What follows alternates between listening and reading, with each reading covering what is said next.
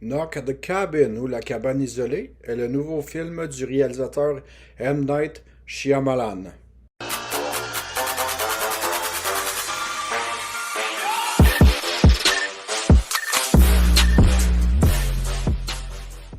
Dans ce film, on suit l'histoire dans le fond d'une famille, soit deux papas ainsi qu'une petite fille adoptive.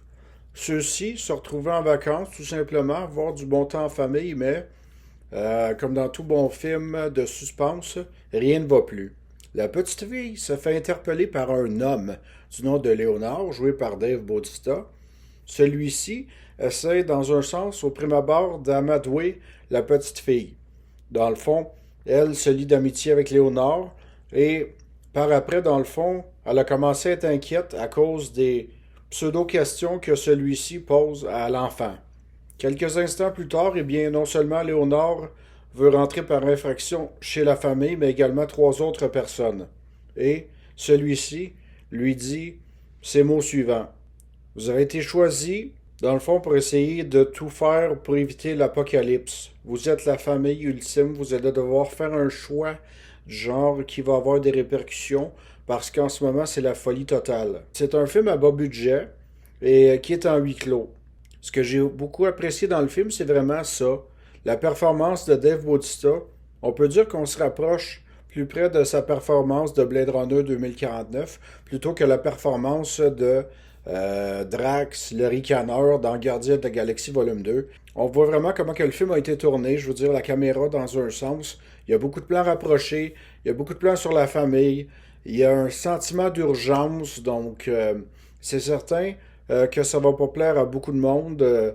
Toute la prémisse de fin du monde, toute la prémisse de vous pouvez faire un choix, parce que dans le fond, moindrement que les deux papas ou la petite fille veulent faire un choix, eh bien, il se passe des façons de parler des horreurs en direct. Ce que j'ai trouvé ingénieux, c'est vraiment l'utilisation de flashbacks. C'est vraiment un bon suspense psychologique fait à l'ancienne, donc c'est bien. C'est un bon film dans le fond, c'est un bon film de M. Night Shyamalan. C'est pas son meilleur film, mais c'est pas son pire. Le film dure 1h40.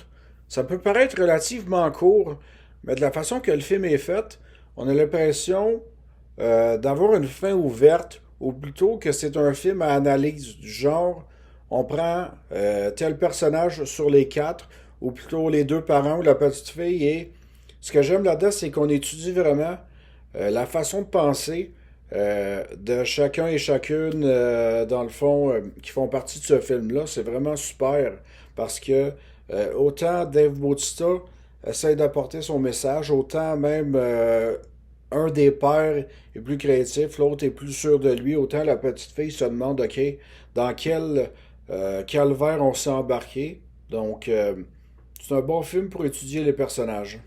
Ne manquez pas Knock at the Cabin, la cabane isolée. Pour ce qui est du film, je lui donne une note de 6,5 sur 10. Si vous avez aimé la vidéo, n'hésitez pas à mettre un petit pouce en l'air, commenter, partager celle-ci et de vous abonner sur la page YouTube et Facebook L'Odyssée des Passionnés. C'était Sébastien qui vous souhaite à tous un bon film. À la prochaine. Bye bye.